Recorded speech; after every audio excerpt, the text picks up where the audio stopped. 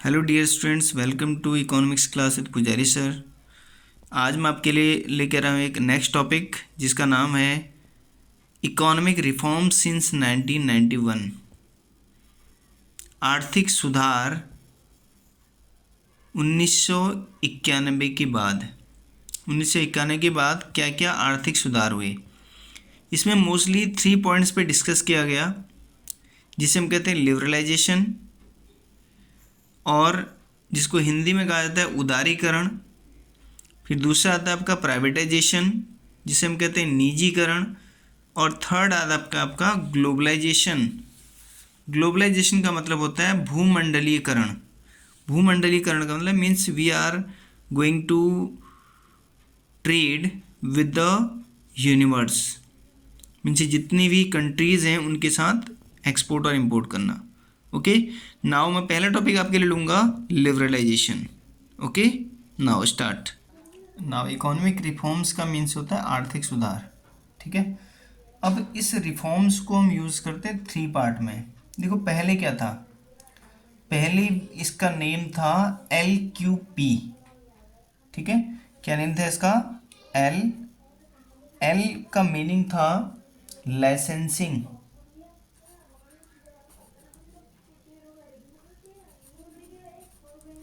Licensing, सबसे पहले L को यूज़ किया गया as a licensing for economic reforms. ठीक है, और देन इसमें दूसरा चलता था क्यू।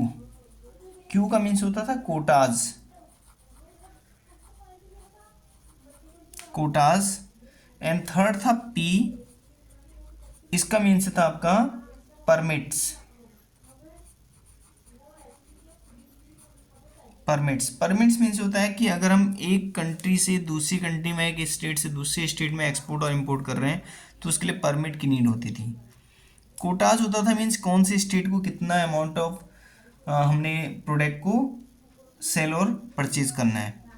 और लाइसेंस का मीनिंग था कि हम कितने लोगों को या कौन से पर्सन को लाइसेंसिंग प्रोवाइड करें। राइट नाउ इसको चेंज किया गया 1991 में, जिसका नेम रखा गया NEP। NEP means new economic reforms, new economic policy. New economic policy, new economic policies का न्यू नेम चेंज किया गया। और then the date is 1991। Right, and then इसको कहा गया element of NEP। There are 3 types. Element of NEP को कितने type में डिवाइड किया गया? 3 टाइप्स में। जो आपका L था उसको L ही रखा गया। L for L means L को कोई चेंज नहीं किया गया, L को L के रूप में इसके बट इसका नेम चेंज कर दिया गया। क्या? लिबरलाइजेशन।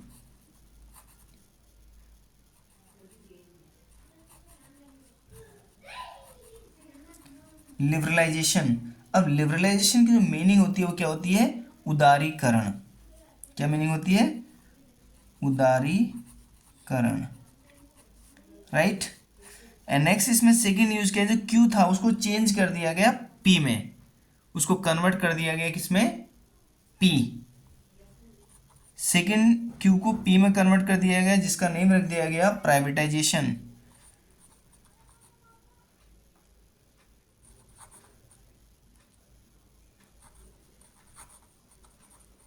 प्राइवेटाइजेशन जिसे कहा गया क्या?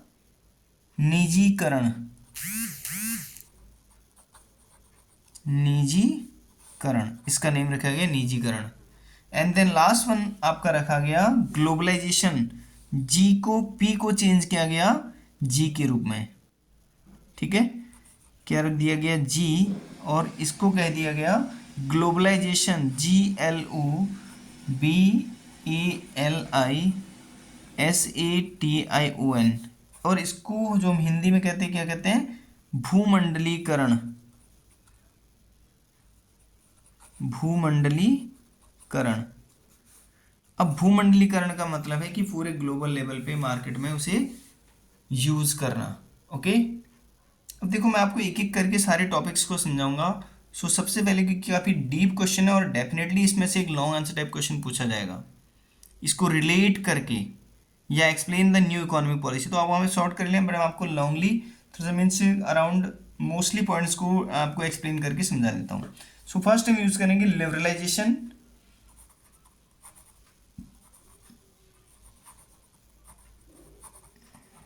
जिसे हम कहते हैं उदारीकरण। देखो हिंदी की मीनिंग से क्लियर हो रहा है उदारीकरण। उदारीकरण का मतलब होता है सॉफ्ट वे, मीन्स हम सॉफ्ट तरीके से इकोनॉमी को इंक्रीज करना चाहते थे।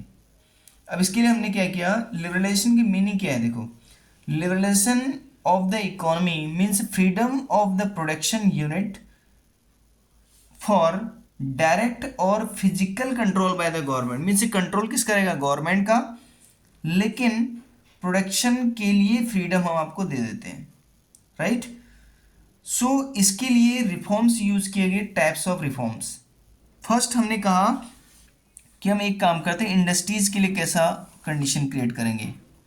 इसमें फर्स्ट हमने बनाया इंडस्ट्रियल सेक्टर रिफॉर्म्स।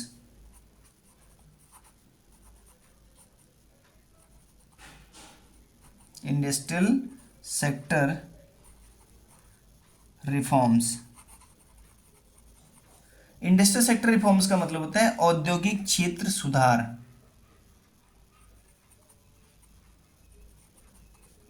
औद्योगिक क्षेत्र में सुधार। अब औद्योगिक क्षेत्र, देखो industries is most important for every country. Industries हर किसी कंट्री के लिए मोस्ट इंपॉर्टेंट होती हैं, तो उनको इम्प्रूव कैसे करें, उसके लिए सबसे पहले यूज किया गया कि हम कंस्ट्रक्शन ऑफ पब्लिक सेक्टर, सबसे पहला पॉइंट इसमें यूज किया गया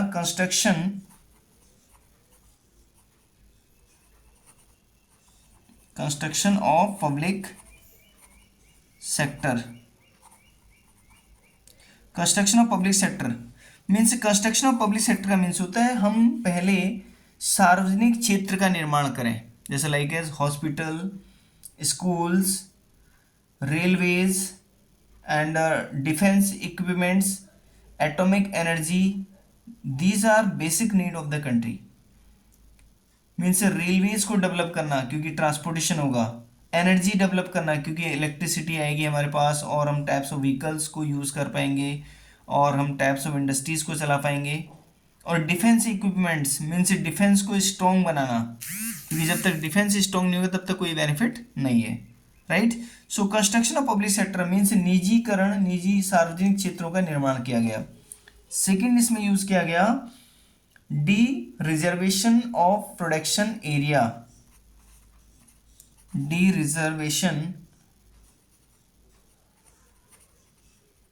of production area. D reservation का मतलब उत्पादन क्षेत्र को आरक्षित करना, जहां पे प्रोडक्शन की यूनिट्स हैं उनको सेव बनाना, उनको स्ट्रॉन्ग बनाना। अब उनको स्ट्रॉन्ग बनाने के लिए हमें क्या करना पड़ेगा, उनको स्ट्रॉन्ग बनाने का रीजन क्या था पहले से ये समझ लो, ऐसा स्मॉल स्केल इंडस्ट्रीज को डेवलप करना, राइट, ठीक है। मीन्स जो आपके उत्पादन एरियाज हैं जहाँ पे हम मोर प्रोडक्शन कर सकते हैं, उन एरियाज को पहले रिजर्व करना। उनको रिजर्व करने से क्या होगा, स्मॉल स्केल इंडस्ट्री सेटअप होंगी, और स्मॉल स्केल इंडस्ट्री सेटअप होंगी तो हम कुछ, जैसे आपने देखा होगा इंडस्ट्रियल एरियाज हम कहते हैं, ठीक है। हर स्टेट में अलग अलग इंडस्ट्रियल एरियाज हैं, औद्योगिक क्षेत्र जिसे हम कहते हैं। उन औद्योगिक क्षेत्रों को डेवलप करना, उनको फ्री ऑफ कॉस्ट में या फिर बहुत लेस अमाउंट पे इंडस्ट्रियल बिजनेसमैन को प्रोवाइड कराना, और उससे क्या होगा, उससे मोर डेवलपमेंट होगा, राइट। नाउ नेक्स्ट यूज किया गया इसमें expansion of production capacity. Number third most important, expansion means होता है इंक्रीज करना।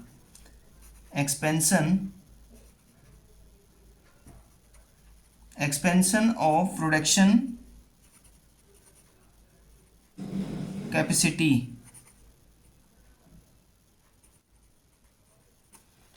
प्रोडक्शन कैपेसिटी को इंक्रीज करना मीन्स उत्पादन क्षमता का विस्तार। जितना भी आपका एरियाज हैं जो प्रोडक्शन करती है उनको बढ़ाना, उनको लाइसेंस और ज़्यादा प्रोवाइड कराना, और अर्लियर प्रोडक्शन को कैपेसिटी को बढ़ाना, और फ्रीडम देना लाइसेंसिंग और प्रोडक्शन के लिए means what good to be produce, कौन से गुड का प्रोडक्शन करें उसके लिए प्रोड्यूसर को चॉइस देना, डिपेंडेंट ऑन मार्केट कंडीशन कि मार्केट कौन से गुड की डिमांड कर रही है, right. Next one is last one, freedom for import goods. Number fourth, freedom for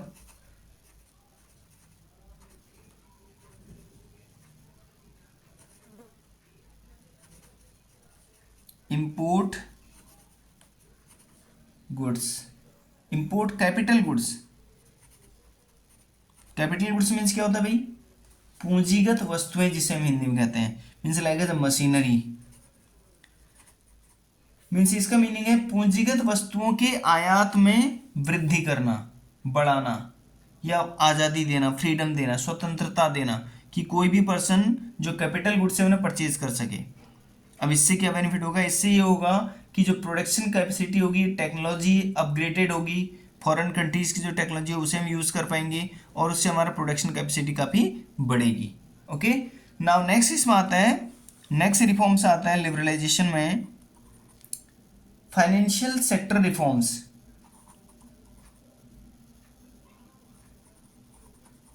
financial sector reforms. Financial sector का रिफॉर्म्स का मतलब होता है आर्थिक क्षेत्र में सुधार।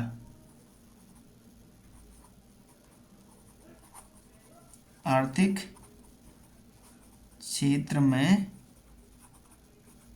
सुधार, भाई आर्थिक क्षेत्र में सुधार करना पड़ेगा, मीन्स हमें ऐसी पॉलिसी बनानी पड़ेगी जिससे कि लोगों को फाइनेंस लेने में कोई प्रॉब्लम ना हो। देखो इसके लिए दो सेक्टर आते हैं, एक आता है इंस्टीट्यूशनल और दूसरा आता है नॉन इंस्टीट्यूशनल। ये ऐसे हम कह सकते हैं, एक कहते हैं बैंकिंग और दूसरा नॉन बैंकिंग, ठीक है। एक आता है आपका बैंकिंग, दूसरा आता है नॉन बैंकिंग। बैंकिंग का मतलब है जैसे जितने भी टाइप्स ऑफ बैंक हैं वो सारे बैंकिंग सेक्टर में आ गए। अब दूसरे नॉन बैंकिंग का मतलब होता है पूंजीगत, सॉरी पूंजीपति। पूंजीपति का मतलब होता है जो अमीर लोग होते हैं या जो ट्रेडर्स, जो व्यापारी होते हैं, उनके थ्रू फाइनेंशियल फ्रीडम देना कि कोई भी बैंक लोन दे सकता है। अगर बैंकिंग सेक्टर लोन देगा तो आरबीआई के अकॉर्डिंग देगा, मीन्स सेंट्रल बैंक के अकॉर्डिंग देगा, लेकिन रिमेनिंग जितने भी पूंजीपति लोग हैं, व्यापारी ट्रेडर्स हैं, वो अपने अकॉर्डिंग दे सकते हैं भाई, कितना अमाउंट पे लोन दे सकते हैं। आज भी आप देखते हो हमारे जितने बिजनेसमैन हैं, बहुत सारे बिजनेसमैन ऐसे हैं जो शॉर्ट टर्म लोन लेते हैं डिफरेंट टाइप्स ऑफ पर्सन से, और उन्हीं के अकॉर्डिंग बहुत सारे अमाउंट ऑफ बेनिफिट लेते हैं, ठीक है। नेक्स्ट इसमें टॉपिक आता है आपका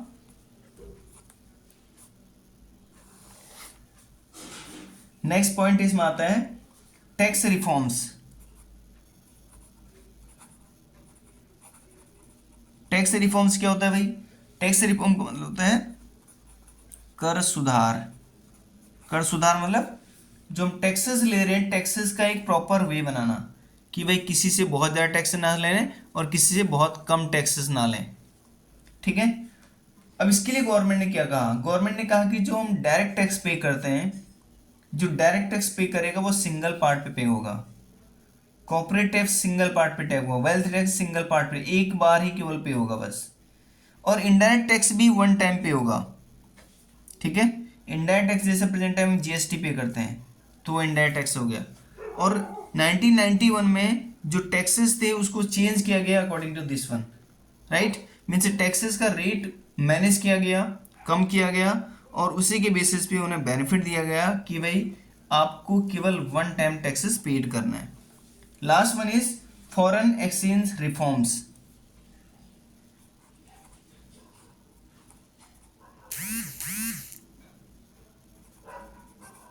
foreign exchange reforms. Foreign exchange reform का मतलब होता है विदेशी निर्यात में सुधार।